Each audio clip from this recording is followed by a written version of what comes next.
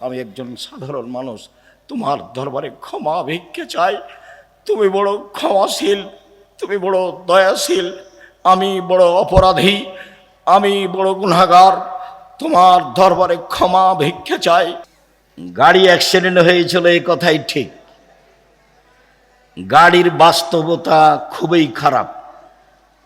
Driver খুব জোরে গাড়ি চালাচ্ছিল, সময়ে পৌঁছবে সেজন্য। হঠাৎ করে হাইওয়ে রাস্তাতে বাম দিক থেকে একটা লোক হয়তোবা খেয়াল করেনি নাকি, বাম দিক থেকে ডান দিকে গেছে। যেই সময়ে গেছে 2-3 সেকেন্ডের মধ্যে গাড়ি যে তার সাথে ধাক্কা লেগেছে। গাড়ি ধাক্কা লেগে গাড়ির বড় ধরনের ক্ষতি হয়েছে। এই পর্যন্ত আল্লাহ একেবারে নিরাপদে রেখেছেন। ভাগ্যে কি আছে আমার জানা নেই, আল্লাহ ভালো জানে। আল্লাহর লাখো শুকরিয়া আদায় করি, সিজদা করে শুকরিয়া আদায় করি। আমার জন্মভূমিতে আমি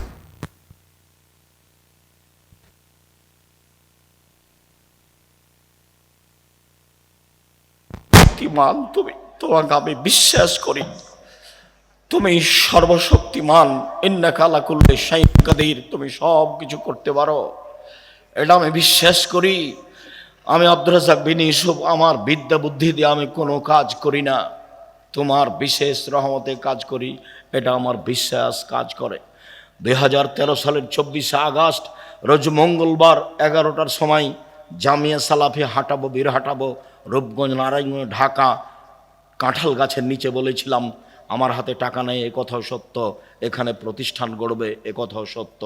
গড়বেই গড়বে, কিভাবে গড়বে তা আমি জানি না, নিশ্চিত গড়বে, অবধারিত গড়বে, গড়বেই গড়বে, ইনশাআল্লাহ গড়বে।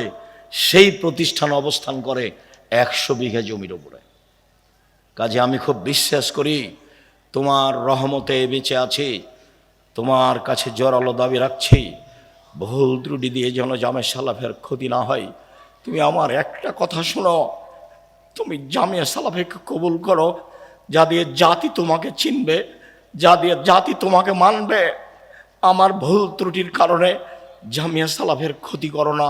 তুমি আমার একটা কথা শোনো, আমার মনে বড় সাধ, এই দেশের ছেলে মেয়ে জামিয়া সালাফের মাধ্যমে বাংলা, ইংরেজি, আরবি উন্নত মানের শিক্ষা অর্জন করে জাতির বিরুদ্ধে লড়বে, মুখে কলমে মিডিয়ায়। সেভাবে দিন কাটাচ্ছি। জামিয়া সালাফিয়ার সাথে 110টি মাদ্রাসার সম্পর্ক আছে। জামিয়া সালাফের অধীনে এখন 700 মক্তব চলে। কতটি? 700। তেঁতুলিয়া থেকে টেকনাফ পর্যন্ত মক্তব চলার জন্য জামিয়া সালাফি সিদ্ধান্ত নিয়েছে। 2 বছরের মধ্যে 700 মক্তব চলে। 16 থেকে 20 হাজার পত্রিকা ছাপে। আল ইতেসাম অনলাইন, আল ইতেসাম টিভি আছে, পত্রিকা আছে, কিশলয় পত্রিকা আছে, সালাফে মাজাল্লা পত্রিকা, আরবি পত্রিকা আছে, মাকতাবাতুস সালাফ আছে। কত দিনের খিদমতের ব্যবস্থা আছে জামিয়া সালাফে।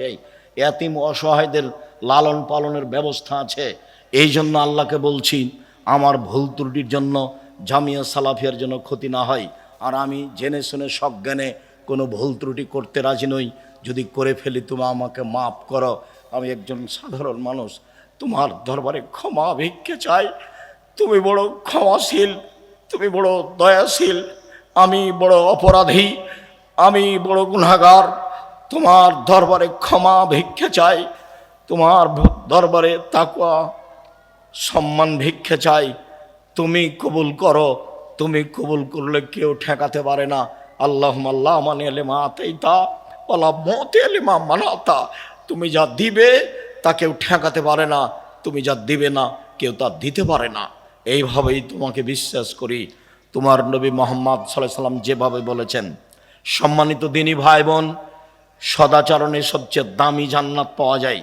আবু মুসা আশআরী রাদিয়াল্লাহু তাআলা আনহু বলেন, একদা আল্লাহর নবী বললেন, ইন্না ফিল জান্নাতি লা গোরাব, জান্নাতে কতটি ঘর রয়েছে, এত উন্নত মানের ঘর যার বাহির থেকে ভিতর দেখা যায়, ভিতর থেকে বাহির দেখা যায়, খালি টপ টপ টপ টপ করছে, ঝকঝক ঝকঝক করছে, খুব উন্নত মানের পদার্থ দিয়ে তৈরি। সাহাবীগণ বলছেন, আল্লাহর নবী, লেমান হাজেহি, এত দামি ঘর কে পাবে? আল্লাহ রাসূল বললেন, লেমান আলানাল কালামা, যার চাল চলন ভালো, যার স্বভাব ভালো, সেই এই জান্নাত পাবে। হাদিস বুখারী মুসলিম। কি দিয়ে আপনাকে আমি বুঝাই? সম্মানিত দিনী ভাই বোন, সদাচারণ যার, সবচেয়ে দামি জান্নাত তার। আরও আপনাকে বলি, ভালো চাল চলন দিয়ে জান্নাতুল ফেরদাউস পাওয়া যায়। দুনিয়াতে এমন কোনো আমল নেই যে আমল দিয়ে সরাসরি জান্নাতুল ফেরদাউস পাওয়া যাবে।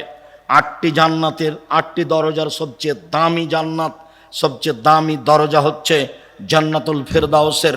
রাসূল সাল্লাল্লাহু আলাইহি ওয়াসাল্লাম একদা বলছেন, পৃথিবীর মানুষ শুনে রেখো, আনা যাইবুন বিবাইতিন লিমান তারাকাল মিরাহা ওয়াইন কানা মুহিক্কান। কেউ যদি তর্ক ছেড়ে দেয় সত্য হলেও, এই টিস্যুটা দিয়ে তো, কেউ যদি তর্ক ছেড়ে দেয় সত্য হলেও, হ্যাঁ আব্দুর রাজ্জাক সাহেব এটা বলেছেন, আরে না এটা বলেছেন, আরে না এটা বলেছেন, তখন যদি আপনি বলতে পারেন আসসালামু আলাইকুম আমি গেলাম, আমি আপনার সাথে তর্ক করতে রাজি নই। মুহাম্মদ সাল্লাল্লাহু আলাইহি সাল্লাম বলেন, যে ব্যক্তি সত্য হলেও তর্ক ছেড়ে দিবে, আমি মুহাম্মদ সাল্লাল্লাহু আলাইহি সাল্লাম তাকে একটা জান্নাতে ঘর নিয়ে দিব। তিনি বলেন, পৃথিবীর মানুষ শুনে রেখো, অবে বাইতিন রাবাজিল জান্নাহ লেমান তারাকাল কিযবা ওয়াইন কানা মাজেহা। মজাক করে হলেও যদি কেউ মিথ্যে না বলে, মজাক করে হলেও যদি কেউ মিথ্যে না বলে, আমি মুহাম্মদ সাল্লাল্লাহু আলাইহি সাল্লাম তাকে জান্নাতে একটা ঘর নিয়ে দিব। তিনি বললেন, পৃথিবীর মানুষ শুনে রেখো, ওয়া আলাল জান্নাহ লিমান হাসানা খুলুকাহু। যে তার চাল চলনকে ভালো করলো, যার স্বভাব ভালো, যার সদাচরণ রয়েছে, আমি মুহাম্মদ সাল্লাল্লাহু আলাইহি সাল্লাম তাকে জান্নাতুল ফেরদাউস নিয়ে দিব। সম্মানিত দিনী ভাই বোন, জান্নাতুল ফেরদাউস পাওয়া যাবে এমন কোনো আমল দুনিয়াতে নেই। তা সালাত হোক, তা হজ হোক, তা যাকাত হোক, তা তাহাজ্জুদ হোক, তা তাসবিহ তাহলিল জিকির আজকার হোক, এমন কোনো ইবাদত নেই যার বিনিময়ে সরাসরি জান্নাতুল ফেরদাউস পাওয়া যেতে পারে। একটাই ইবাদত, তা হচ্ছে সদাচরণ। সদাচরণ দিয়ে আপনি জান্নাতুল ফেরদাউস পাবেন।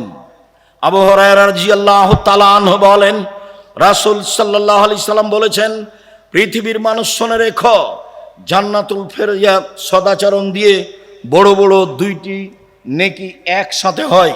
পৃথিবীর মানুষ শুনে রেখো, সদাচরণ দিয়ে বড় বড় 2টি নেকি একসাথে হয়। এক, নিয়মিত তাহাজ্জুদ পড়লে যত নেকি হয়, সদাচরণ দিয়ে তত নেকি হয়। 2, নিয়মিত নফল সিয়াম রোজা থেকে যত নেকি হয়, সদাচরণ দিয়ে তত নেকি হয়। প্রত্যেক দিন নিয়মিত রাতে তাহাজ্জুদ পড়েন, এই তাহাজ্জুদ দিয়ে যত নেকি, ভালো চাল চলনে তত নেকি। 2, বৃহস্পতিবার সোমবার সিয়াম থাকেন, প্রতি মাসে 3 দিন রোজা থাকেন, মুহররমের 2 দিন রোজা থাকেন, আরাফার 1 দিন রোজা থাকেন, শাওয়ালের 7 দিন 6 দিন রোজা থাকেন, যুলহিজ্জার 9 দিন রোজা থাকেন, প্রতি মাসে 3 দিন রোজা থাকেন। এত রোজা থেকে যত নেকি হয়, সদাচরণে তত নেকি হয়। একসাথে 2টি আমলের নেকি সদাচরণে হয়। 2, রাসূল সাল্লাল্লাহু আলাইহি সাল্লাম বলেন, সদাচরণ দিয়ে একসাথে 3টি আমলের নেকি হয়। 1, আল্লাহর পথে জিহাদ করে যত নেকি হয়। 2, তাহাজ্জুদ পড়ে যত নেকি হয়। 3, নিয়মিত সিয়াম থেকে যত নেকি হয়। 3টে আমলে যত নেকি হয়, সদাচরণে তত নেকি হয়। কি দিয়ে বুঝায় আপনাকে আমি সদাচরণ কাকে বলে? রাসূল সাল্লাল্লাহু আলাইহি সাল্লাম বলেন, আল্লাহ তাআলা সদাচরণকে বলেন সামনে রেখে, এই সদাচরণ, আল্লাহ বলছেন, এই সদাচরণ শোনো, আমি আল্লাহ বলছি, মান ওয়াসালাকে ওয়াসালতুহু, তোমাকে যে নিবে আমি আল্লাহ তাকে নিব, তোমাকে যে ছেড়ে দিবে আমি আল্লাহ তাকে ছেড়ে দিব। যার সদাচরণ নেই তার আল্লাহ নেই, যার ভালো চাল চলন নেই তার আল্লাহ নেই। আয়েশা রাদিয়াল্লাহু তাআলা আনহা বলেন, রাসূল সাল্লাল্লাহু আলাইহি সাল্লাম বলেছেন, সদাচরণ আল্লাহর আরশ ধরে এইভাবে ঝুলন্ত আছে। সদাচরণ আল্লাহর আরশ ধরে এইভাবে ঝুলন্ত অবস্থায় বলে। সদাচরণ নিজে বলছেন, সদাচরণ কথা বলতে পারে। আমি সদাচরণ বলছি, মান ওয়াসালানি ওয়াসালাহুল্লাহ, আমাকে যে নিবে আল্লাহ তাকে নিবেন। ওমান কাতানি কাতাহুল্লাহ, আমি সদাচরণ, আমাকে যে ছেড়ে দিবে আল্লাহ তাকে ছেড়ে দিবেন। সম্মানিত দিনী ভাই বোন, রাসূল সাল্লাল্লাহু আলাইহি সাল্লাম বলেন, আল মুমিন কাল বুনিয়ান ইয়াশুদ্দু বাযুহু বাযান, সারা পৃথিবীর মোমেন পুরুষ নারী প্রাসাদের মতো। এ দেখেন আল্লাহ রাসূল দেখাচ্ছেন, এই যে আঙ্গুলগুলি আঙ্গুলের ভিতরে ঢুকলো, এইভাবে নির্বাচনে এক ভাই আওয়ামী লীগ আর এক ভাই বিএনপি বা অন্য দলের যদি বুঝতে পারে যে বিপদে পড়েছে, তাহলে বলে ঠিক হয়েছে, ঠিক হয়েছে, উচিত হয়েছে, স্বভাব যেমন তেমন ঠিকই হয়েছে। সেদিন ঝগড়ায় আমাদের গ্রামের অনেক দিন আগের ঘটনা, দুই ভাই ঝগড়া লেগেছে। ঝগড়া লেগে এক ভাই বলছে, শোন রে, আমি তো বোরিং চলে যাব, আমার ভাগটা এমন একজনের কাছে দিয়ে যাব যে তোকে গুতাতে পারে। সদাচরণ কবে বিদায় নিয়েছে?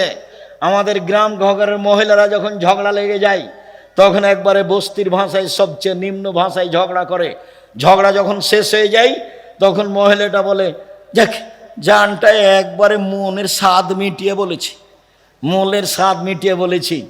তখন তার কাছে সদাচরণ আছে, ওই তাহাজ্জুদ দিয়ে লাভ হবে না, ওই হজ দিয়ে লাভ হবে না। ঢং ঢং করে গ্রামে ঘুরে বেড়িয়ে মানুষের সাথে ঝগড়াঝাঁটি করে সদাচরণ নিজে থেকে বিদায় করে দিয়ে জান্নাত পাওয়া সহজ নয়। সম্মানিত দিনী ভাই বোন, রাসূল সাল্লাল্লাহু আলাইহি সাল্লাম বলেন, আল মুমিনুনা কারাজুলিন ওয়াহিদ, সারা পৃথিবীর মানুষ একজন, সারা পৃথিবীর মানুষ একজন।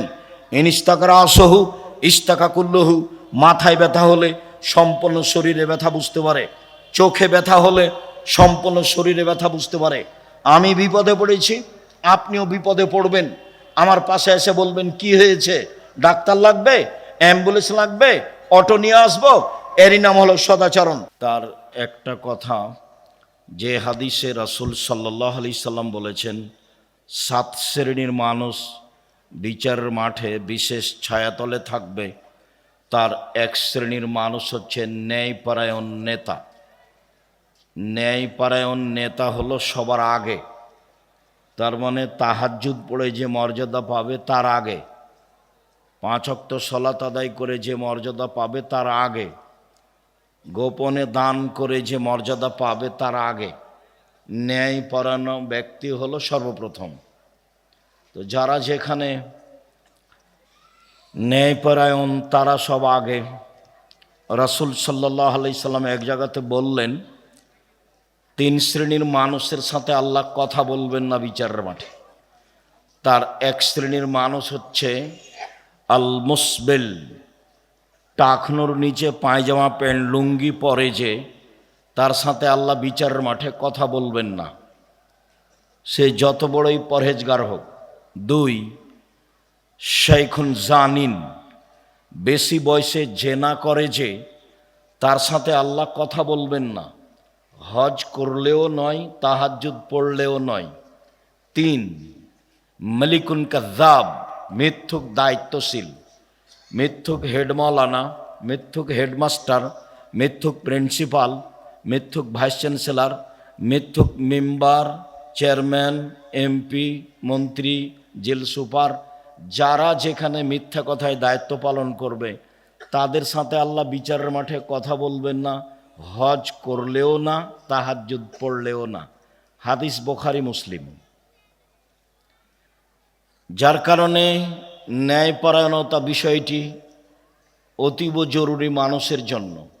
এটাই মানুষের মূল সত্য, ন্যায়পরায়ণতা, সালাত, জিকির, যার আলোচনা আমরা গুরুত্ব সহকারে বুঝছিলাম।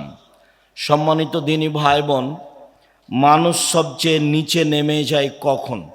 আমি এই দেশে, এই গ্রামে, এই এলাকায় জন্মগ্রহণ করে মানুষের সাথে চলে যতটুক চলেছি, বুঝেছি, সাধারণত চলা বুঝার আমার কাছে সময় কম। ছাত্র জীবনে নাচলে পড়াশোনা করেছি, নাচল শেষ হলে মালদাতে পড়াশোনা করেছি, তারপর উত্তরপ্রদেশে পড়াশোনা করেছি।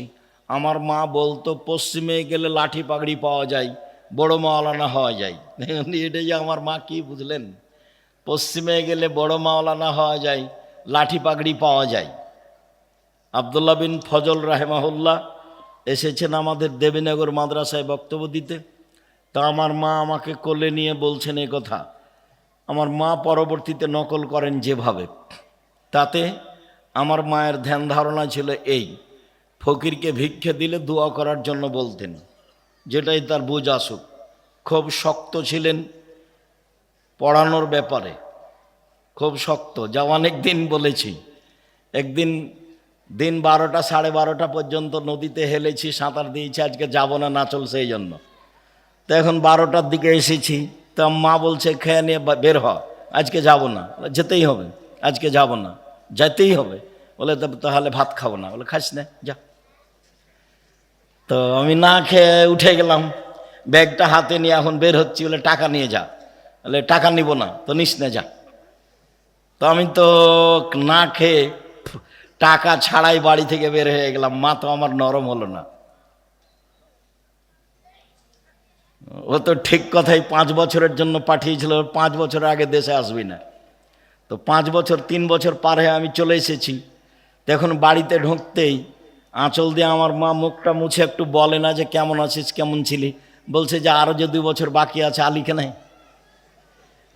এইটা প্রথম কথা। আর দ্বিতীয় কথা, মৌলানা রেজাউল্লাহর জামাই সাইদুর রহমান কেন তো ডাকছিল তো শুনাই। এটা হলো আমার মায়ের দ্বিতীয় কথা। যে আমি যে কিভাবে আসলাম সে বিষয়ে আমার মা কিছু বললেন না, বললেন যে আরো 2 বছর বাকি আছে, আলিকে নাই। সম্মানিত দিনী ভাই বোন, আমি জন্মভূমি হিসেবে আচরণ চালচলন খুব ভালো বুঝি, অন্যান্য জেলার বুঝি, পৃথিবীর বিভিন্ন দেশেরও পাড়ায় মোটামুটি অবগত। দেশ বিদেশের পৃথিবীর বিভিন্ন দেশে ঘুরে আমি কিছুটা আঁচ করি চালচলন, দেশেরও করি, জন্মভূমিরও করি চালচলন।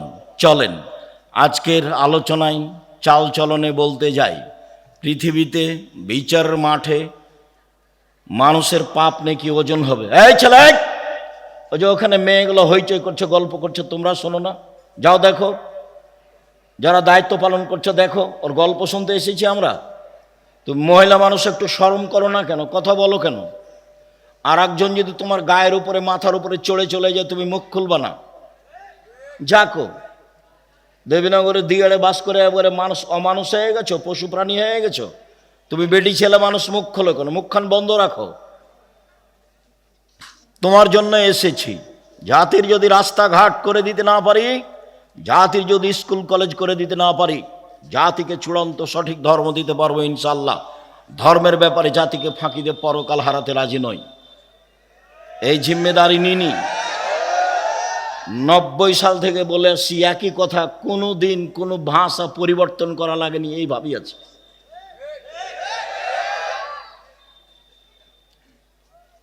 সম্মানিত দিনী ভাই বোন, আপনাকে আমি আমার চেয়ে অনেক বেশি সেবা করেন দেশের জনগণের। আপনি বড় বিদ্বান, বিদ্যা বুদ্ধি অনেক, এটা আমি মেনে নিই। ঠিক আছে, আপনি বড় বিদ্বান, মেনে নিই আমি। তবে আমি আপনাকে বলতে চাই, শরীয়তের ব্যাপারে আমি ভালো বুঝি কেন, আপনার সমান নয়, তবে আমি ভালো বুঝি কেন। আমি 97 সাল থেকে ফতোয়া লিখি, আর 16 সাল থেকে ফতোয়া বোর্ড পরিচালনা করি। আমার সাথে 12 জন বড় বড় দেশ বিদেশের বিদ্বান থাকেন। 12 জন খুব বড় বড় উচ্চ পর্যায়ের তারা শিক্ষক, যাদের বেতন 1 লক্ষ। জামিয়া সালাফে এখন 2026 সালে এসে প্রতি মাসে বেতন লাগে 45 লক্ষ। এতদিন যাবৎ বেতন লাগছিল জামিয়া সালাফে 40 লক্ষ। এই মাসে এসে আরো 5 লাখ বেশি হয়েছে, 45 লক্ষ প্রতি মাসে বেতন লাগে। বড় বড় শিক্ষক দেশ বিদেশের। দেশের সবচেয়ে বড় প্রতিষ্ঠান জামিয়া সালাফিয়া, সবচেয়ে বড়। 5000 ছেলে মেয়ে পড়াশোনা করে। 2026 সালে তার চেয়ে বেশি হতে পারে। 300 জনের বেশি শিক্ষক শিক্ষিকা আছেন। জামিয়া সালাফে রূপগঞ্জ, নারায়ণগঞ্জ, ঢাকা, ওই প্রতিষ্ঠানের জমির পরিমাণ হচ্ছে 100 বিঘা। 100 বিঘা। পূর্বাচল বাণিজ্য মেলার পাশে 100 বিঘা জমির উপরে প্রতিষ্ঠান, 100 বিঘা। যেখানে একটা মসজিদ তৈরি হচ্ছে 6 বিঘা জমির উপরে, যার একতলাতে 10,000 মানুষ সালাত আদায় করতে পারবে।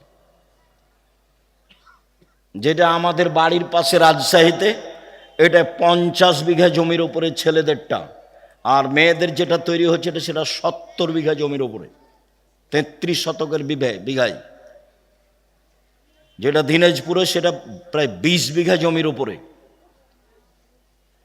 যেটা বরিশালে সেই জমির উপরে প্রতিষ্ঠান হয়নি, ভাড়া চলে। চট্টগ্রামে শহরের বাহিরে আছে প্রায় 12-15 বিঘা। চট্টগ্রাম শহরে আছে 2টা। বাংলাদেশের প্রায় জেলায় জামিয়া সালাফিয়া আছে। পঞ্চগড়ে আছে, দিনাজপুরে আছে, ময়মনসিংহে আছে, ঝিনাইদহে আছে, কুষ্টিয়াতে আছে, ফেনীতে আছে, রাজশাহীতে আছে, ঢাকাতে আছে, বরিশালে আছে, চট্টগ্রামে আছে। এইসব প্রায় জেলাতে জামিয়া সালাফিয়া আছে। দেশের বিদেশের বড় বড় বিদ্বানদের সাথে যা চলি বুঝি, তাতে আমরা শরীয়তের ব্যাপারে একটা ভালো পর্যায়ে আছি বলে আমাদের ধারণা। তবে আপনার বিদ্যা বেশি, আপনাকে আমি মূল্যায়ন করতে চাই। তবে এ কথার অর্থ এই নয় যে জীবনে মানুষের সাথে শরীয়তের ব্যাপারে দুর্বলতা পোষণ করেছি। বলা কথা বলা প্রয়োজন মনে করি না। আসলে আপনাকে, আমার জন্মভূমির মানুষ তো, আপনার উপরে আমার কেন ভালোবাসা বেশি হোক সেটা আমি চাই। সেই সুবাদে আমি এসব বলে থাকি। আপনি যেন আমাকে বেশি ভালোবাসেন, আপনাকে যেন আমি বেশি ভালোবাসতে পারি, এটা আমি চাই। কসিমউদ্দিন মাস্টার সাহেব আল্লাহ মাগফিরাল্লাহু আরহাম মারা গেছেন। আমি বলেছি দেবীনগরের এই জমি বিক্রি করেন, পাশে জমি কিনা হলো 12 বিঘা, এটা বিক্রি করে 15 বিঘা। জামিয়া দেবীনগরের এই প্রতিষ্ঠান আমি দেখব। কোথায় দুর্বলতা আছে আমার জানা নাই। দেবীনগর ঈদগাহ মাঠ আমি 10 বার অন্তত বিক্রি করতে বলেছি। এই জমি টাকা দিয়ে অন্য জায়গাতে বড় জায়গা করা হোক, যেটা বাকি টাকা লাগবে সেটা দেখা যাবে। জনগণ যা পারবে পারবে, আমিও সাথে আছি, চেষ্টা করব ইনশাআল্লাহ। আমার কিছু দুর্বলতা ঘাটতি আছে, তা আমি কোনোদিন প্রকাশ করিনি। আমি আপনার সাথে থেকে জন্মভূমির সব কিছু আগাতে চেয়েছি। জন্মভূমির সাথ দেয়নি কেন তা আমি বলতে পারবো না। জন্মভূমির সাথ না দিলে আমাকে জোর করে কিছু করে অপমান হতে হবে, সেটা আমি চাইনি। তবে দেশের জনগণের জাতির খিদমত করে। এই ছেলে, কথা বলছো কেন? এই তোমরা দায়িত্ব পালন করো, এরা কথা বলছে কেন? দেখো। সম্মানিত দিনী ভাই বোন, এই ছেলে কে আছো এখানে, এটা খুলে নাও তো এটা। সম্মানিত দিনী ভাই বোন, আমি আপনার খুব কাছে থেকে শরীয়তের যেটা সঠিক পথ সেটা বলতে চাই। যেটাতে পরকাল টিকবে, যেটাতে জান্নাত পাওয়া যাবে, যেটাতে জাহান্নাম থেকে বাঁচা যাবে, সেটা আমি বলতে চাই, সেটা মানতে চাই, সেটা আপনাকে শোনাতে চাই, সেটা আপনাকে মানাতে চাই। এতে আমার ব্যক্তিগত কোনো স্বার্থ নেই। আমি 90 সাল থেকে বক্তৃতা দিই। আজ কত বছর চলছে? 36 বছর চলছে। 36 বছর আমি কোনোদিন মানুষের কাছে পথ খরচ পাথেও যাইনি। তাতে আমি বক্তব্য বলেছি, কেউ যদি কোনোদিন প্রমাণ করে দিতে পারে যে আব্দুর রাজ্জাক সাহেব পথ খরচ পাথেও চেয়েছিল, প্রমাণ হয়ে গেলে সেদিন থেকে আমি আব্দুর রাজ্জাক বিন ইউসুফ জাতির সামনে যাব না। মানুষের কাছে আমি কোনোদিন টাকা পয়সার কথা বলিনি। আমি ওই জিম্মেদারি পালন করি না। আলহামদুলিল্লাহ দেখি টাকা পয়সা সব পিছনে ঘুরে। আমি কোনোদিন কোনো কাজ পরিকল্পনা করে নিইনি। আমি পিস টিভিতে বক্তব্য দিতে গেছি, আমার পরিকল্পনায় নয়। রূপগঞ্জ, নারায়ণগঞ্জ, ঢাকায় 100 বিঘার প্রতিষ্ঠান 100 বিঘা জমির উপরে, আমার পরিকল্পনাতে নয়। রাজশাহীতে ডাঙ্গিপাড়ায় আমার পরিকল্পনাতে নয়। মানুষ আমার উপরে জোর করে চাপিয়ে দিয়েছে। বুদ্ধি দিয়ে যদি রুজি হতো, আমি আব্দুর রাজ্জাক বিন ইউসুফ আমার রুজি হতো না। আল্লাহ বুদ্ধি দিয়ে রুজি দেয় না, যাকে যেভাবে আল্লাহ ইচ্ছা করে তাকে সেভাবে রুজি দেয়। এটা আমার গ্রামবাসী বুঝে, আমার জন্মভূমির লোকেরা বুঝে, আমার ক্লাসমেটরা খুব ভালোই বুঝে। আব্দুল হাফিজ বলছে, আব্দুল হাফিজ ক্লাসমেট, আব্দুর রাজ্জাক, ওই যে তোদের গ্রামের রাস্তাটা নিয়ে ঝামেলা হচ্ছে, কি করা যায়? তো তুই এক কাজ কর, রাস্তা কর। যখন রাস্তা আমাদের বাড়ির সামনে আসবে তখন এভাবে ঢুকে যাবি, দিয়ে তখন এভাবে যাবি। যে তোর কেউ যদি মানা করে, কেউ মানা করবে না। আমার ভাগ্নি যদি মানা করে তো বুঝে না, তুই এটা কর না। আর যদি কারো কথা মানতে হয়, বলতে হয়, এ কে করবে, তাহলে এন্তাজ মেম্বার যেটা বলবে সেটা করিস। ও তো পাতাই পড়ি না, আমরা ও পাতাই পড়ি না। কোথায় গেল জমির আইল, আর কোথায় গেল জমি। আমার মা পছন্দ করতো না জমি জায়গায় হিসাব করা, আমরা পছন্দ করি না। আমি তো রাস্তাঘাটে ঘুরি চলি এভাবে দেউলিয়া, আর আমার ছোট ভাই বরিশাল মডেল কলেজের শিক্ষক। এমনি চলছে এভাবে স্বাভাবিকভাবে। জীবন বিসর্জন করা আছে জামিয়া সালাফের জন্য। জাতির কাছে কোনোদিন নত হওয়া লাগেনি, খুব ভালো অবস্থায় দিন কাটছে। আমি এইগুলো বলে আপনাকে বলতে চাচ্ছি, আমি আপনার দিনী ভাই, আমি আপনার দিনী ছেলে। আপনি আমার মা, আপনি আমার চাচি, আপনি আমার বোন, আপনি আমার ভাই। আমার জন্ম এইখানে। আমি যেটা ভালো বুঝছি আপনাকে সেটা বুঝাতে চাই আন্তরিকভাবে। আপনি ধর্মের নামে কিছু করে পরকাল হারিয়ে দেন, সেটা আমি চাইনি। আপনি আমার দিনী বোন, হিংসা করে এদিকে চললেন, আব্দুর রাজ্জাক সাহেব আসছেন, তার বক্তব্য শুনে কি হবে, এই হিসাব আমি আপনার কাছে এটা চাইনি। আমি বলছি আপনি ভুল পথে আছেন, ভুল পথে আছেন, ভুল পথে আছেন। ওইটা পথ রাসূলের নয়, যেটা আপনি করছেন বোঝাচ্ছেন, ওটা রাসূলের পথ নয়। আমি 97 সাল থেকে ফতুয়াই লিখি, আর 88 আগস্টের 20 তারিখ রোজ বুধবার থেকে আমি শিক্ষক। সেদিন থেকে ক্লাসের উপরের মাদ্রাসার সবচেয়ে উপরের যেগুলো কেতাব সেগুলো আলহামদুলিল্লাহ আমি পড়াই। আমার কাছে বিদ্যা তেমন নেই, ভাঙাচোরা। যেভাবে আছে এভাবে সব জায়গায় যদি যাই, দেশ বিশে এভাবেই যাই। মানুষ এই লন্ডনের সফরে আমাকে বলছে যে ছোট্ট একটা গোপনের কথা বলেন তো, কি লুঙ্গিতে কোনো রহস্য আছে কি? না, কোনো লুঙ্গিতে কোনো রহস্য নেই। তা আপনি লন্ডনে এসেছেন লুঙ্গি পরে, বিমান থেকে নামছেন লুঙ্গি পরে ঘুরছেন, এটা কেমনে মানাই? এটাতে কোনো রহস্য আছে? বলে কোনো রহস্য নেই, আমাকে ভালো লাগে। কোনো পোশাক দিয়ে, কোনো কলা কৌশল দিয়ে আমি সম্মান কিনতে চাইনি। খুব বিশ্বাস কাজ করে, সম্মান উপরে আছে। বিশ্বাস করেন, বুদ্ধি দিয়ে যদি রুজি হতো, আমি আব্দুর রাজ্জাক বিন ইউসুফ তাহলে রুজি পেতাম না। রুজি বুদ্ধি দিয়ে হয় না, উপরে যেভাবে ফয়সালা করে রেখেছে সেভাবে রুজি হয়, এটা আমি বিশ্বাস করি। কৌশল দিয়ে রাজশাহী ডাঙ্গিপাড়ায় 50 বিঘা জমির উপরে প্রতিষ্ঠান হতে পারে না।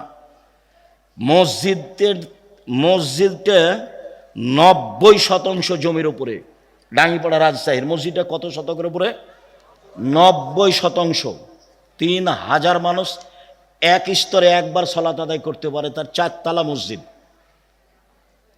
বিশ্বাস করেন, কৌশল দিয়ে নয় এগুলো। রূপগঞ্জে, ঢাকায় এত জমি, এগুলো কৌশল দিয়ে নয়। কৌশল দিয়ে নয়, বুদ্ধি দিয়ে নয়, চিন্তা ভাবনা দিয়ে নয়। চিন্তা ভাবনাই তো আমি বুঝতে পারি না। আমি বুঝতে পারি যে আপনি ভুল পথে আছেন, এটা রাসূলের পথ নয়। আমাকে বলছে সুলতানগঞ্জে আমার প্রায় 8 বছর 9 বছরের সিনিয়র, যখন আমরা নাচলে পড়তে গেলাম তখন ওরা পড়া শেষ করলেন। তো বলছে তুমি এইভাবে করো না, তুমি যেভাবে দাওয়াত দিচ্ছ তো তা আল্লাহ তোমার অন্তরে কহর মেরে দিয়েছে। আমাকে বলছে আমার অন্তরে নাকি কহর মেরে দিয়েছে, মানে উনি যেগুলো করতে চাচ্ছেন সেগুলো আমি পছন্দ করছি না, সেই জন্য আমার অন্তরে কি করেছে আল্লাহ কহর মেরে দিয়েছে। তা আমি এখন যদি বলি তো উনি কষ্ট পাবেন। আপনি আমার সামনে পড়েন তো দেখি আরবি। আপনি যে বললেন যে আমার অন্তরে কহর মেরে দিয়েছে, তো আমি আর এটা বললাম না ভাইজান, আল্লাহ যেন কহরটা দূর করে দেয়। মাওলানা আহমদুল্লাহ খুব বড় আলেম, বুখারি পড়া, হয়তো মারা গেছেন। ইন্ডিয়ার মানুষ, চাঁপাইনবাবগঞ্জে বাড়ি ছিল।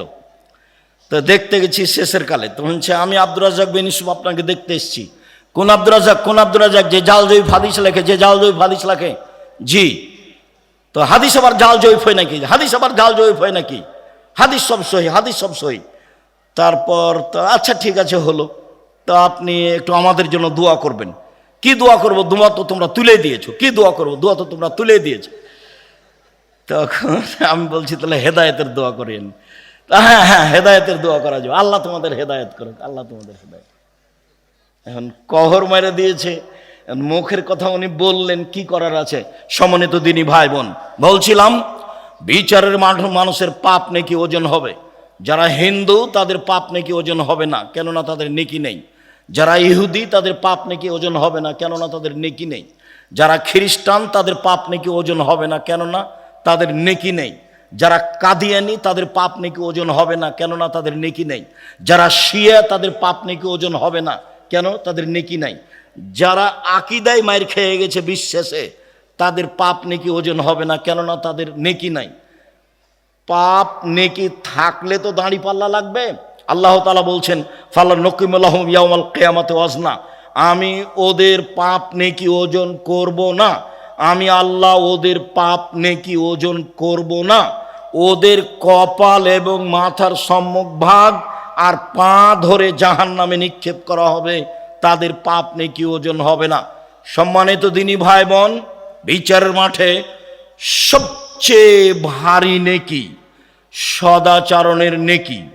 বিচারের মাঠে নেকির পাল্লায় সবচেয়ে ভারী নেকি ভালো চাল চলনের নেকি। আগে হাদিস দিয়ে কথাটা প্রমাণ করি। আবু দারদা রাদিয়াল্লাহু তাআলা আনহু বলেন, রাসূল সাল্লাল্লাহু আলাইহি সাল্লাম বলেছেন, ইন্না আসকালা শাইইন ইদাউ ফি মিজানিল মুমিনি ইয়াউমাল কিয়ামা খুলুকুন হাসান। মোমেন পুরুষ নারীর নেকির পাল্লায় সবচেয়ে যেটা ভারী নেকি রাখা হবে, মোমেন পুরুষ নারীর নেকির পাল্লায় সবচেয়ে যেটা ভারী নেকি রাখা হবে, সেটা ভালো চাল চলনের নেকি, ভালো স্বভাবের নেকি, সদাচরণের নেকি। শুনুন, ইবাদতের জগতে সবচেয়ে ব্যতিক্রম ইবাদত হলো সলাত, নামাজ। সলাত এমন একটি ইবাদত যার উপরে নির্ভর করে অন্যান্য ইবাদত। সলাত এমন একটি ইবাদত যার উপরে নির্ভর করে অন্যান্য ইবাদত। পৃথিবীতে ব্যতিক্রম ইবাদত হচ্ছে সলাত। অজু করে সলাত আদায় করতে হয়, পানি নেই, তায়াম্মুম করে করতে হবে। মাটি নেই, অজু ছাড়া তায়াম্মুম ছাড়া সলাত আদায় করতে হবে। সম্মানিত দিনী ভাই বোন, কেবলার দিকে মুখ করে সলাত আদায় করতে হয়, কেবলা বোঝা যায় না, কেবলা ছাড়াই সলাত আদায় করতে হবে। দাঁড়িয়ে সলাত আদায় করতে হয়, দাঁড়িয়ে থাকা যায় না, বসে থেকে করতে হবে। বসে থাকা যায় না, শুয়ে থেকে কেবলার দিকে পা করে সলাত আদায় করতে হবে। পরিষ্কার কাপড় পরে সলাত আদায় করতে হয়, পরিষ্কার নেই, যেই কাপড়ে পেশাব পায়খানা লেগে আছে সেই কাপড়েই সলাত আদায় করতে হবে। পরিষ্কার অপরিষ্কার কোনো কাপড়ই নেই, উলঙ্গ অবস্থায় আছেন, এই অবস্থাতেও সলাত আদায় করতে হবে। পৃথিবীর ব্যতিক্রম ইবাদত। গাড়িতে উঠে আছেন, ঠেলে ঠেল মানে না, শিকল ধরে দাঁড়িয়ে আছেন, সলাতের টাইম হয়ে গেছে, এই অবস্থায় সলাত আদায় করতে হবে। পৃথিবীর ব্যতিক্রম ইবাদত সলাত। শুনুন, যত ইবাদতের ফরজ, প্রত্যেকটা ইবাদতের আপোষ আছে, কিন্তু সলাতের আপোষ নেই। আপোষ কি জিনিস আব্দুল রাজাক সাহেব বুঝিয়ে বলবেন? জি, এবছর হজ করতে চাচ্ছি, পারলাম না, সামনে বছর করব। ঠিক আছে, করেন। এই যে আপোষ। জাকাত, জাকাত 2 মাস আগে দিতে চাচ্ছি, দেন। 1 মাস পরে দিতে চাচ্ছি, দেন। এই যে আপোষ। রমজান মাসের রোজা, আজকে শরীরটা ভালো লাগছে না, ছেড়ে দেন, পরে করবেন। এই যে আপোষ, এইরকম আপোষ সলাতের সাথে নেই। যেইভাবে আছেন, যেখানে আছেন, পাক পবিত্র, কোনোটাই বুঝে না।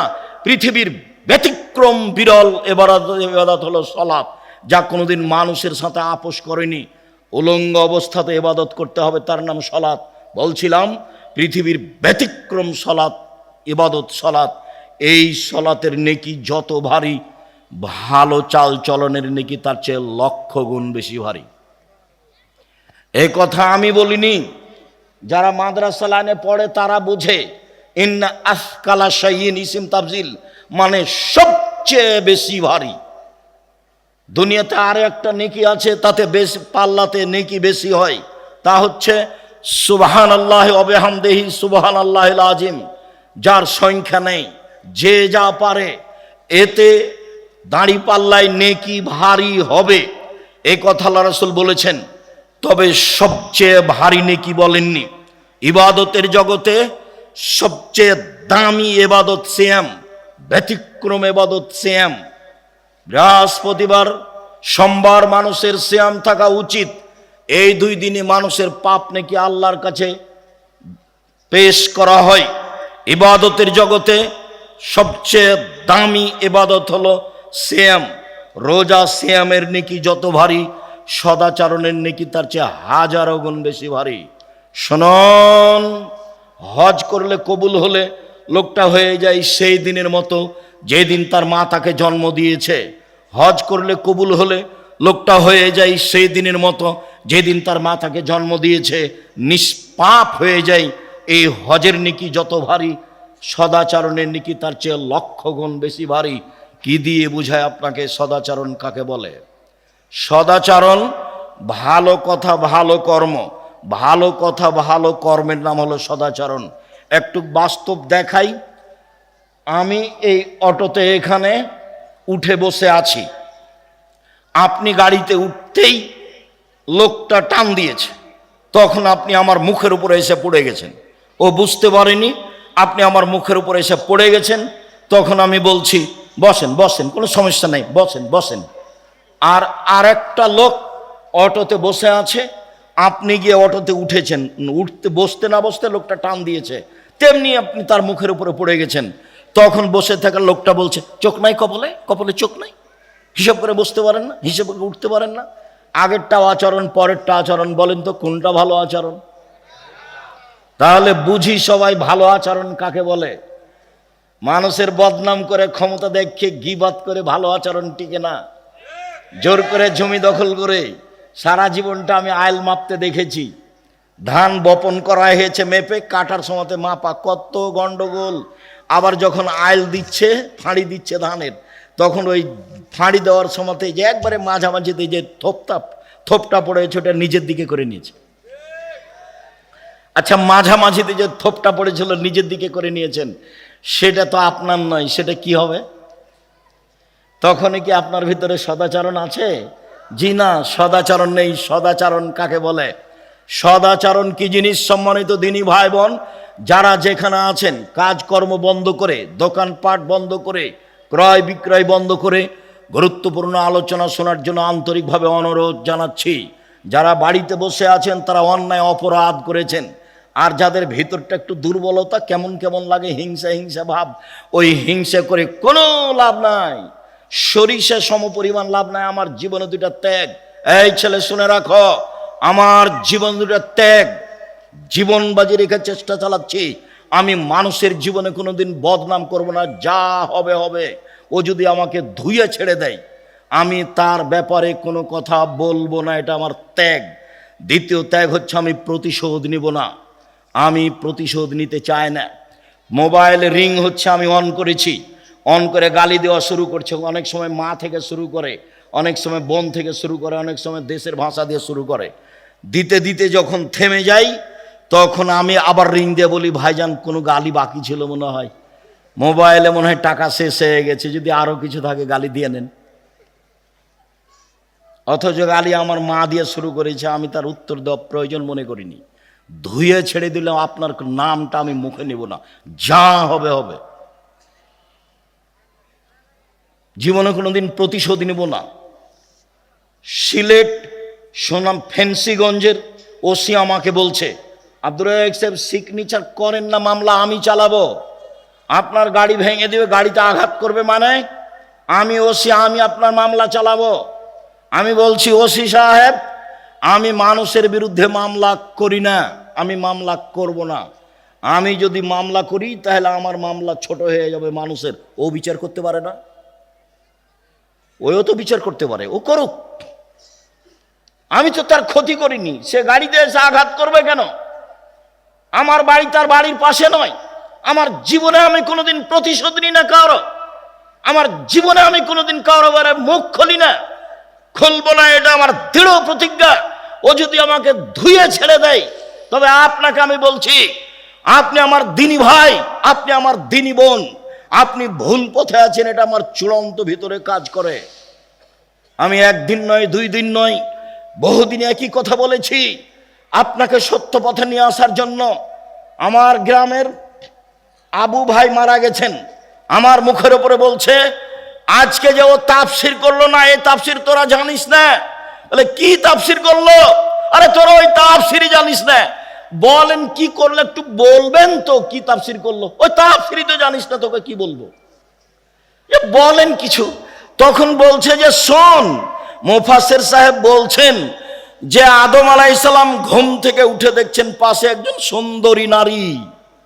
আদম আলাইহিস সালাম হাত বাড়ালেন, সুন্দরী নারীর গায়ে হাত দিবেন। কেন? ফেরেশতা বলছেন মোহর দিতে হবে। আদম আলাইহিস সালাম বলছেন মোহর আবার কি? তখন ফেরেশতা বলছেন মুহাম্মদ সাল্লাল্লাহু আলাইহি সাল্লামের উপরে 1000 বার দুরূদ পড়ে দিতে হবে। দুঃখিত, পৃথিবীতে সবচেয়ে বড় শিক্ষিত মানুষ হলেন আদম আলাইহিস সালাম। আল্লাহ বলছেন আদমকে আমি সব কিছু শিখিয়ে দিয়েছি। পৃথিবীর ইতিহাসে আদমের চেয়ে বড় শিক্ষিত মানুষ কিয়ামত পর্যন্ত কেউ জন্ম নিবেও না। আমাদের নবীর চেয়ে 1000 গুণ বেশি বিদ্যা তিনি রাখতেন আদম আলাইহিস সালাম। আল্লাহ বলছেন আমি সব বিদ্যা আদমকে শিখিয়ে দিয়েছি।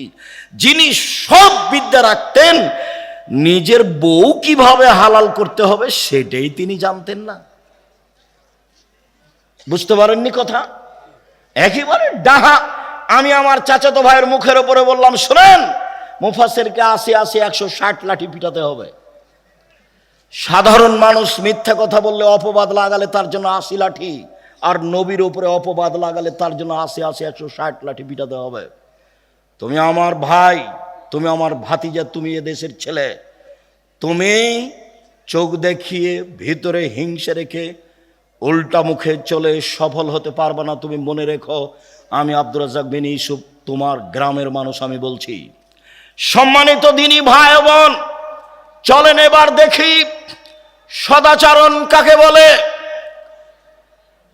একজন সাহাবী বলেন, সাহাবীগণ আল্লাহর নবীকে জিজ্ঞাসা করলেন, আল্লাহর নবী, মা খায়রু মাতিল ইনসান, মানুষকে যে আল্লাহ নিয়ামত দিয়েছেন তার সবচেয়ে উত্তম কোনটি?